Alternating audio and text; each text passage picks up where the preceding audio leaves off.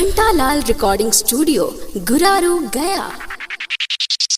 अगमाई की न कर झंडवा की न कर गड़िया उड़त आवेना आगे मैं सुप्रिया दिल के झंडवा गड़िया उड़त आवेना।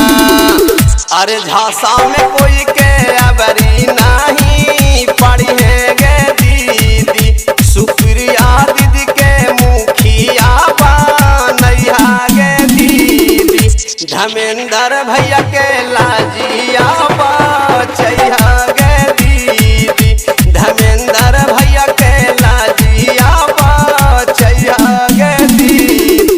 आगे नोट पर ना वोट बर्बाद करिएंगे आगे दीदी सुप्रिया दीदी के जीत के जिंदाबाद करिएंगे। आगे तानी नाला जइहा तानी ना डरइहा दीदी हमारे सुप्रिया दीदी के जीतइहा।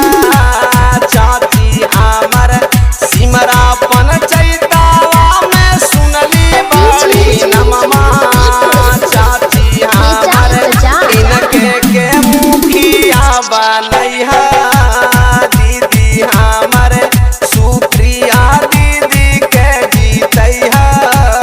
चाची हमर दौड़ाला धूपाला बुथवा पर जाई हाजी इनके के मुखिया बनैहा गे दीदी गाँवे गे गाँवे धर्मेंद्र भैया के लाजिया बचैहा गे दीदी गाँवे गे गाँवे सुप्रिया दीदी के मुखिया बनैहा गे बहिनीन गाँवे गे गाँवे अबरी सीमारापन चैतवा से जीतैहा हो भैया गाँवे हो गाँवे। बच्चा सिमरापन चैतवा से जीतावल अबरी जाए भैया घंटालाल से गीतिया गावल सागरो जाए भैया धर्मेंद्र भैया